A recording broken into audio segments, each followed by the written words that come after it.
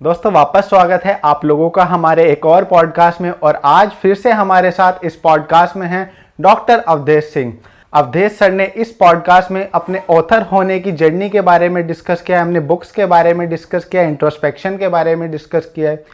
साथ में अगर आपने इस वीडियो का पार्ट 1 नहीं देखा है जहां पर हमने एक सिविल सर्वेंट की लाइफ के बारे में डिस्कस किया है, तो लिंक डिस्क्रिप्शन में है, आप लोग उसको जाके चेक कर सकते हैं। Till then enjoy this video.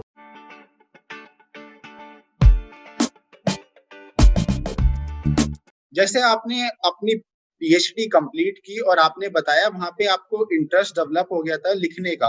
Young generation की अगर बात करें तो बहुत सारे लोग ये नहीं जानते कि हमें क्यों लिखना चाहिए, हमें बुक्स क्यों पढ़नी चाहिए बहुत सारी अलग अलग टॉपिक्स पे। तो मैं आपसे चाहूंगा कि आपको इतना वाइड एक्सपीरियंस है, आप अपना थोड़ा सा यहाँ पे इस चीज पे प्रकाश डालिए कि हमें बुक्स क्यों पढ़नी चाहिए। बहुत अच्छा सवाल पूछा आपने अक्षित, बहुत ही अच्छा सवाल पूछा आपने। अब आप कभी कभी सोचिए कि जैसे मान लिया न्यूटन है, अल्बर्ट आइंस्टाइन है, जिनकी थ्योरीज हम पढ़ते हैं अपने फिजिक्स की किताबों में, वो एक एक थ्योरी को डेवलप करने में उनको सालों साल लग गए। उसके लिए उन्होंने कितनी मेहनत की, उसके बाद में थ्योरी डेवलप हुई। और आज हमें ये एडवांटेज है कि उनकी थ्योरीज को हम जो है वो पढ़ सकते हैं और सीख सकते हैं बहुत आसानी के साथ। तो जो बुक पढ़ने का देखिए जो एडवांटेज ये होता है कि हम जो हजारों साल में हमारी पूरी ह्यूमैनिटी ने अलग अलग देशों में जो महान से महान लोग हैं, जिन लोगों ने अपनी पूरी जिंदगी में जो सीखा, वो हम सीख सकते हैं अगर हम बुक को पढ़ें। सर मैं एक चीज जानना चाहूंगा, अभी हम बुक्स के बारे में बात कर रहे थे, आप ऐसी कुछ बुक्स रिकमेंड करें, 3 से 5 बुक्स ऐसी यूथ के लिए रिकमेंड करें जो आपकी one of the best favourite books रही हो, और आप यंगस्टर्स को जो अभी स्कूल कॉलेजेस के अंदर हैं, अपना करियर चूज कर रहे हैं, उनको सजेस्ट करें कि उनको ये बुक्स पढ़नी चाहिए। लेकिन जैसे कि मैं मेरी जो फेवरेट बुक्स हैं उसमें जैसे कि how to win friends and influence people, जो आपकी डेल कार्नेगी की किताब है, बहुत फेवरेट है। जी। उसके बाद में एक किताब है लॉ ऑफ सक्सेस, जो कि नेपोलियन हिल की लिखी हुई है। वो बहुत मुझे पसंद है और मैं समझता हूँ वो काफी क्लासिक है, उसको पढ़ना चाहिए। उसके बाद में एक किताब है पावर ऑफ हैबिट, वो मुझे बहुत पसंद है। उसके राइटर का नाम मुझे भी ठीक से याद नहीं आ रहा, वो बहुत ही पसंद है मुझे उसकी किताब जो है पावर ऑफ हैबिट, बहुत अच्छी किताब है जिसको भी हमें पढ़ना चाहिए। एक हैप्पीनेस पे किताब है जिसका टाइटल है फ्लो। वो किताब बहुत अच्छी है जो कि मैं समझता हूँ कि हर एक रीडर को पढ़नी चाहिए। रिसेंट टाइम में हमने एक किताब पढ़ी थी सैपियंस, वो बहुत अच्छी किताब है। सैपियंस बहुत अच्छी किताब है। बिल्कुल सर, आपने अभी हम जैसे पिछले डिस्कस कर रहे थे, आपने एक बुक का नाम बताया था पावर ऑफ हैबिट। मैंने खुद वो बुक पढ़ी है और उससे पहले मैं हैबिट्स के बारे में बहुत चीजें पढ़ता था, तो मैंने समझा कि किसी भी इंसान की सक्सेस में सबसे मेन चीज होती है वो हैबिट। एक इंसान को छोटी छोटी हैबिट्स मिला के बनाती हैं। तो मैं आपसे जानना चाहूंगा, आपकी ऐसी कुछ हैबिट्स आप अपने डेली रूटीन से शेयर करना चाहें कि आपकी ऐसी क्या हैबिट्स हैं सक्सेस के पीछे, जो आप इतने अच्छे ऑथर, आप लिखते हैं इतना अच्छा, आपने इतनी अच्छी सोच विकसित की, आप अभी देश के लिए एक अकेडमी के थ्रू इतना लोगों को प्रोत्साहित कर रहे हैं सिविल सर्विसेज के लिए।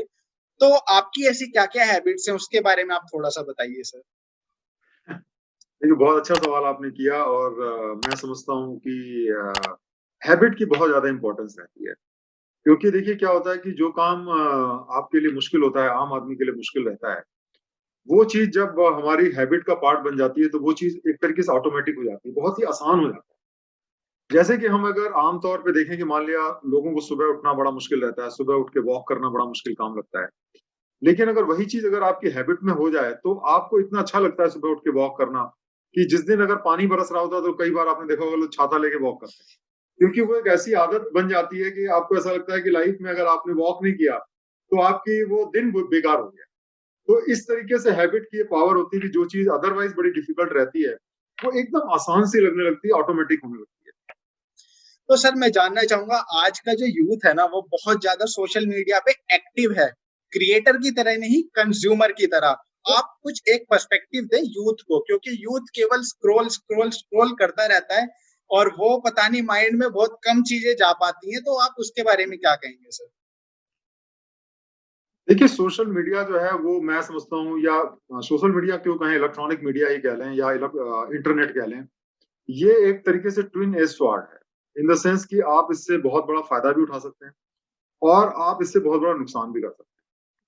देखिए, सोशल मीडिया में मैं समझता हूँ कि बहुत ज्यादा आज की तारीख में हेट कंटेंट है और बहुत सारी नेगेटिव चीजें ज्यादा हैं और ज्यादातर मैंने देखा है कि जो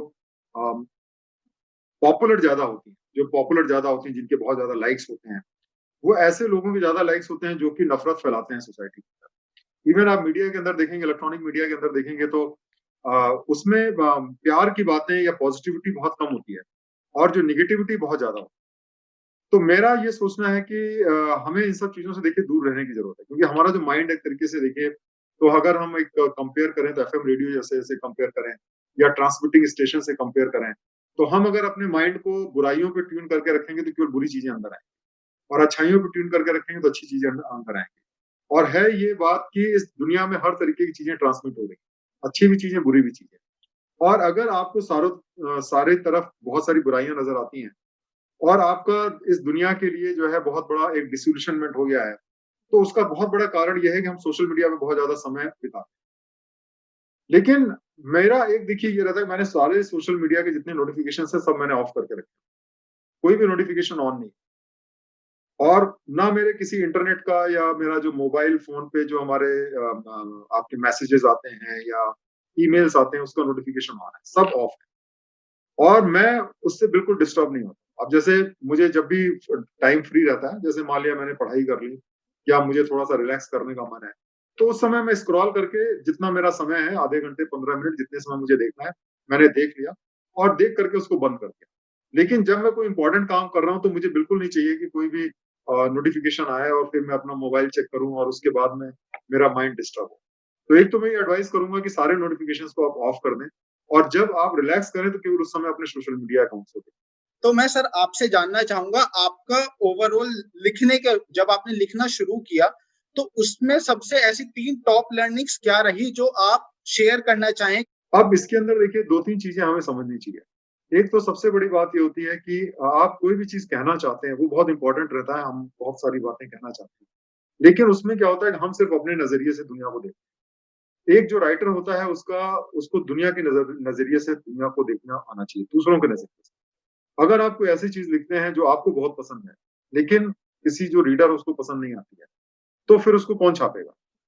अब देखिए कि जैसे मैं कोरा पे आंसर्स लिखता हूँ और कोरा पे मेरे जो आंसर्स हैं उनका 160 मिलियन या 16 करोड़ से ज्यादा उसके व्यूज हो चुके हैं और दुनिया में मैं 5वें नंबर पे सबसे बड़ा राइटर हूँ, सबसे ज्यादा फॉलो किया जाने वाला राइटर। तो मैं जब भी कोई चीज लिखता हूँ तो लोग इसलिए नहीं पसंद करते या इसलिए नहीं पढ़ते हैं क्योंकि वो मुझे पसंद करते हैं, वो इसलिए पसंद करते हैं क्योंकि जो चीजें मैं लिखता हूँ वो उनको पसंद आती है। तो इसलिए जब भी हम कोई राइटर बनना चाहते हैं तो सबसे पहले जरूरत चीज ये होती है कि हम ये समझे इस बात को कि हम दूसरों के लिए लिख रहे हैं, हम अपने लिए नहीं लिख रहे हैं। हम अपनी बात को कह जरूर रहे हैं लेकिन दूसरे के पर्सपेक्टिव को ध्यान में रख करके हमको लिखना चाहिए। और जब तक हमारा पर्सपेक्टिव और जो रीडर का पर्सपेक्टिव है ये दोनों एक दूसरे से मैच नहीं करेंगे, तब तक हम एक अच्छे राइटर नहीं बन सकते। हर आदमी जो लिखता है उसको ऐसा लगता है कि मैं बहुत अच्छा राइटर, और सोचने में कोई बुराई भी नहीं है।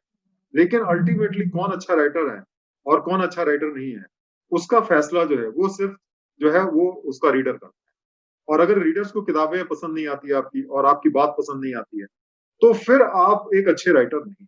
जब पीएचडी का फाइनल थीसिस मैंने 2005 में सबमिट किया, तो उसके बाद में मैंने सोचा कि अब मैं एक राइटर बनूंगा। फिर मैंने अपनी किताब लिखी और उसी में मैंने 2005 में किताब लिखी थी जिसको कि मैंने करीब 1 दर्जन पब्लिशर के पास भेजा पब्लिश करने के लिए, और वो सारे पब्लिशर्स ने उसको रिजेक्ट कर दिया। लेकिन इससे मैं बहुत ज्यादा डिसअपॉइंट नहीं हुआ और मैंने सोचा कि अगर मेरी किताब किसी ने नहीं छापी तो शायद मेरी किताबों में कोई कमी थी और शायद मुझे अपनी स्किल्स को और इम्प्रूव करने की जरूरत है। और इसके बाद में फिर हमने एक साइंस ऑफ सोल करके एक वेबसाइट थी उसको स्टार्ट किया, और एक एजाइन आर्टिकल्स करके एक इंटरनेशनल वेबसाइट थी, और वहां पे मैंने अपने आर्टिकल्स को पब्लिश करना जारी रखा। मैं हर वीकेंड को करीब 2 आर्टिकल्स लिखता था और इस तरीके से साल में मैं करीब 100 आर्टिकल्स जो है वो हमारे पब्लिश होते थे। तो ये एक रूटीन रहा जो करीब करीब 5 साल तक मैंने फॉलो किया। और 2010-11 में फिर जा करके मैंने अगली अपनी किताब लिखी, स्पिरिचुअल इंटेलिजेंस। और वो किताब भी पहले करीब 5-6 पब्लिशर्स ने उसको रिजेक्ट किया और फाइनली विजडम ट्री उन्होंने फिर हमारी बुक को एक्सेप्ट किया पब्लिश करने के लिए 2012 में। और फिर वो बुक जो है 1 साल के एडिटिंग प्रोसेस के दौरान 2013 में रिलीज हुई। और उसके बाद तो मैं लगातार लिखता गया और अभी तक हमारी 7 किताबें रिलीज हो चुकी हैं। एक चीज और आपसे यहाँ पे जानना चाहूंगा, जब आपने अपनी पीएचडी खत्म करने के बाद अपनी बुक पब्लिश करने के लिए पब्लिशर्स के पास गए थे, और फिर आप जब 2012 में गए थे, तो आपने स्टार्टिंग में क्या क्या गलतियां की थी जो आप चाहते हैं कि थोड़ा सा ये गलती हमें नहीं करनी चाहिए, उसके बारे में अगर आप थोड़ा सा यहाँ पे एक्सप्लेन करें। आप पहले दिन से अच्छे राइटर नहीं बन जाते। तो राइटिंग एक स्किल होती है जो कि धीरे धीरे आपके पास में आती है। जिस समय मैंने भेजा था लोगों के पास में, अब मैं महसूस करता हूँ उस समय शायद मेरे जो राइटिंग थी उसके अंदर वो बात नहीं थी, या उसके अंदर वो मेच्योरिटी नहीं थी, या उसके अंदर वो समझ नहीं थी कि जिसकी वजह से उसको कोई छापने को तैयार था। अब धीरे धीरे जब मैंने अपने को 5-6 साल तक और भी मैंने 500-600 आर्टिकल्स लिखे, जैसा मैंने आपको बताया, तो डेफिनेटली हमने काफी इस प्रोसेस में बहुत सारी चीजें सीखी। और उसके बाद में मैंने फिर जो लिखा उसके अंदर एक वजन था, उसके अंदर एक इम्पोर्टेंस थी, उसके अंदर कुछ ऐसी चीज थी कि लोग उसको पढ़ना चाहते थे और पब्लिशर्स उसको छापना चाहते थे। तो आप जल्दी ना करें। अगर आपको लोग पसंद नहीं कर रहे हैं आपकी राइटिंग को, या आपको किताब को कोई छापने को तैयार नहीं है, तो इसके लिए आप उनको ब्लेम ना करें या रीडर्स को ब्लेम ना करें कि रीडर्स तो आजकल ऐसी ही चीजें पढ़ना चाहते हैं, उनको अच्छी चीजें पढ़ने का शौक ही नहीं है। बल्कि कहीं ना कहीं आप इंट्रोस्पेक्शन करें कि भाई मेरे अंदर ही कोई कमी है, मुझे अपनी कमी को इम्प्रूव करना है, ताकि मैं ऐसा कुछ लिखूं कि जिसको लोग पसंद करें। और ऐसा कोई कारण नहीं है कि अगर मैं कोई अच्छा चीज लिखूंगा तो लोग नहीं छापेंगे या लोग नहीं लिखेंगे, क्योंकि हमेशा हमेशा हम अच्छी चीजों के पीछे घूमते रहते हैं। हम हमेशा चाहते हैं कि हमें अच्छी किताबें मिलें, और जो पब्लिशर है वो भी तो चाहता है कि उसके पास में अच्छे राइटर्स दिखें। तो इसलिए जो है डिमोटिवेट नहीं हो और अपनी स्किल्स को हमेशा इंप्रूव करते रहें, और वही सही तरीका है अगर आप एक अच्छा राइटर बनना चाहते हैं या जिंदगी में कुछ भी आप पाना चाहते सर, आपने बहुत अच्छे से इस चीज को एक्सप्लेन किया, और सबसे अच्छी चीज जो मेरे को यहाँ पे लगी जो आपने बताया, इंट्रोस्पेक्शन। ये जो ज्यादातर लोग, पर्टिकुलरली हमारे इंडिया का यूथ, वो इस चीज को भूल चुके हैं, इंट्रोस्पेक्ट करना भूल चुके हैं, जिसकी वजह से वो दूसरों की लाइफ तो देखते हैं बट अपने आप को नहीं देखते कि वो क्या मिस्टेक्स कर रहे हैं, और इसकी वजह से वो अपने आप को इतना अच्छे से नहीं जानते जितने अच्छे से वो दूसरे सेलिब्रिटीज, दूसरे स्टार्स को जानते हैं। तो आप इंट्रोस्पेक्शन के ऊपर क्या थोड़ा सा बताना चाहेंगे हमारे साथ? हैं। देखिए, हमारे शास्त्रों में भी कहा गया, और सारे दुनिया के जितने भी फिलोसोफर्स हैं उन सब ने एक बात ये कही है कि if you want to know the world you must know yourself. आप बिना खुद को जाने हुए दुनिया को नहीं जान सकते। तो जैसे कि अगर हमारी बॉडी के बारे में कुछ पता करना होता है तो एक सेल का एक डीएनए टेस्ट होता है, और उस डीएनए टेस्ट से हम पूरी बॉडी के बारे में जान जाते हैं कि बॉडी हेल्दी है या नहीं है, या क्या प्रॉब्लम है। उसी तरीके से इस दुनिया के बारे में अगर जानना है तो सबसे पहले हमें अपने को जानना पड़ेगा। अब सवाल उठता है कि हम अपने को क्या कैसे जाने, कि अपने को जानना हम कैसे जाने, क्योंकि हम तो दूसरों पे जानने पे एनर्जी फोकस करते हैं। हम थ्योरीज पढ़ते हैं, बुक्स पढ़ते हैं, दूसरों के ऊपर जानते हैं भाई ये आदमी अच्छा है, ये आदमी बुरा है। अपने बारे में तो हम जनरली अच्छा ही सोचते हैं, हम सोचते हैं भाई हम बहुत अच्छा आदमी हैं, और दूसरों के बारे में हम अच्छाई और बुराई पे विचार करते हैं। जो लोग भी देखिए जिंदगी में सफल होते हैं वो इसका रिवर्स जर्नी करते हैं। आपने सुना होगा जो कबीर दास का एक बहुत ही फेमस दोहा है कि बुरा जो देखन मैं चला बुरा न मिलिया कोई, जो दिल खोजा आपना मुझसे बुरा न कोई। तो ये आपने सुना होगा, बहुत ही फेमस हुआ है कि जब हम बुरा देखने दुनिया में चले कबीर दास जी, तो उनको दुनिया में कोई बुरा आदमी नहीं दिखा, और जब अपना दिल देखा तो देखा कि मुझसे बुरा तो कोई आदमी नहीं, क्योंकि सारी बुराइयां तो मेरे अंदर है। ये देखिए जो ये देखिए जो एक दोहा है, ये बहुत ही ज्यादा इंपॉर्टेंट और वाइस इसमें टीचिंग है। क्योंकि जब हम अपनी बुराइयों को समझते हैं कि मेरे अंदर ये बुराइयां हैं, तो हम उन बुराइयों को दूर करने की कोशिश करते हैं, और वो दूर करना सबसे आसान है, क्योंकि आपको किसी की परमिशन नहीं लेनी। आप अपनी बुराइयों को जिस दिन आइडेंटिफाई करेंगे उसके नेक्स्ट डे से आप उसको दूर कर सकते हैं, खत्म कर सकते हैं। और इस तरीके से अगर आपने अपनी बुराइयां दूर कर दी तो आप एक अच्छे इंसान बनते हैं, है कि नहीं? दूसरे इंसान की अगर आप एक अच्छाई देखने की आदत डालें बजाय इसके कि बुराई देखने की आदत डालें, तो आप देखेंगे हर आदमी के अंदर कोई ना कोई अच्छाई हो। और जब आप दूसरों की अच्छाई देखेंगे तो हर आदमी से आप कुछ ना कुछ सीख सकते हैं, और जब हर आदमी से आप कुछ ना कुछ सीखेंगे तो आप बेहतरीन इंसान बनेंगे, बेहतर लाइफ को लीड करेंगे। मैंने आपके बारे में सुना है, आपको मॉर्निंग और इवनिंग वॉक बहुत पसंद है, आपको हिंदी गाने सुनना बहुत पसंद है। तो मैं आपसे जानना चाहूंगा साथ में कि आप मतलब किस तरीके से अपना इंट्रोस्पेक्शन का आप किस तरीके से करते हैं इंट्रोस्पेक्शन? तो लाइफ में जब भी हमें खास तौर से जब हमें असफलता मिलती है, जब हम फेल होते हैं, या मान लिया हमने कोई ऐसी बात कही जो किसी को चुभ गई, या बाद में हमने कोई बात कही जो मुझे ही बुरी लग रही है, या किसी ने मेरे साथ कोई बुरा बिहेव किया जो कि मुझे बहुत ज्यादा पिंच कर रहा है। तो इस तरीके के जो मोमेंट्स होते हैं, इस तरीके के मोमेंट्स में मेरी एक कोशिश ये रहती है कि मैं किसी को ब्लेम ना करूं। इन द सेंस कि मैं मान लिया किसी के साथ मेरा बुरा एक्सपीरियंस रहा, तो मैं उसके लिए अपने उसको ब्लेम ना करूं, बल्कि ये सोचूं कि ऐसा हुआ क्यों, और इस चीज को हम ऐसा क्या करें, या उसको हम एक तरीके से एक्शन रिप्ले करके कोशिश करता हूँ अपने माइंड में कि हम ऐसा क्या करें, या ऐसा मुझे क्या करना चाहिए था कि ये चीज अवॉइड की जा सके। लेकिन हर बार कोई भी असफलता हाथ में आती है, जिंदगी में आती है, तो मैं उससे कुछ ना कुछ सीख के निकलता हूँ। मेरा हमेशा ये रहता है कि कुछ ना कुछ उससे सीख के निकलता हूँ, और उसके बाद में जब मैं उससे सीख लेता हूँ तो फिर मैं कोई वो गलती दोबारा रिपीट नहीं करता। और इस तरीके से मैं समझता हूँ कि समय के साथ साथ धीरे धीरे असफलताएं भी कम होती चली जाती हैं। क्योंकि जब आप हर असफलता से सीखेंगे तो नेचुरली आप गलतियां कम करेंगे, और आपके सक्सेस की जो प्रोबेबिलिटी है या पॉसिबिलिटी है या चांसेस है वो हमेशा बढ़ते चले जाएंगे। सर लास्ट क्वेश्चन मैं आपके साथ यहाँ पे लेना चाहूंगा इस पॉडकास्ट को एंड करने से पहले। कुछ आपकी ऐसी एडवाइसेस जो आप यंग यूथ को, इंडिया के यंग यूथ को देना चाहें कि वो अपने आप को आत्मनिर्भर किस तरीके से बना सकते हैं। जैसे हमारे प्रधानमंत्री मोदी जी का कहना है कि हर एक व्यक्ति को आत्मनिर्भर बनना पड़ेगा। जर्नी होती है, जो पैशन की जर्नी होती है, उसमें बहुत ज्यादा संघर्ष होता है। जैसे इंटरप्रेन्योर है, बहुत अच्छा लगता है लोगों को, लेकिन 90% इंटरप्रेन्योर जो होते हैं वो 5 साल के अंदर उनकी जो स्टार्टअप होती फेल हो जाती है। फेल्योर रेट इसमें बहुत ज्यादा होता है। इसीलिए क्या होता है, जैसे आप राइटर बनना चाहते हैं, बहुत अच्छी बात है, लेकिन साथ साथ में एक आपको रोजी रोटी का भी जरिया चाहिए। जैसे चाहे आप बड़े चेतन भगत को ले लीजिए, या किसी भी आप बड़े ऑथर को ले लीजिए, उन सब लोगों ने अपनी साथ साथ नौकरी की, और साथ साथ में अपनी राइटिंग के पैशन को जारी रखा, और इस तरीके से धीरे धीरे करके अपने पैशन को ग्रो किया, और फाइनेंशियल स्टेबिलिटी भी लाए, और उसके बाद में जाकर के फुल टाइम राइटर। तो इसी तरीके से हमारा पैशन जो है हमें कभी छोड़ना नहीं चाहिए, जिस चीज का भी पैशन, क्योंकि पैशन एक तरीके से आपकी आत्मा को तृप्ति देता है। कभी भी पैसे के पीछे इतना मत भागो कि आपके पास में दिन में आधे घंटे भी ना हो उस चीज को करने के लिए जो सिर्फ आपका दिल कहता है। तो पैशंस को आप हमेशा करते रहिए, लेकिन साथ साथ में आपको फाइनेंशियली भी इंडिपेंडेंट होने की जरूरत है, और इस तरीके से कोई ना कोई जॉब जो आपको मिल सके, आसानी से मिल सके, वो भी लेने की जरूरत है।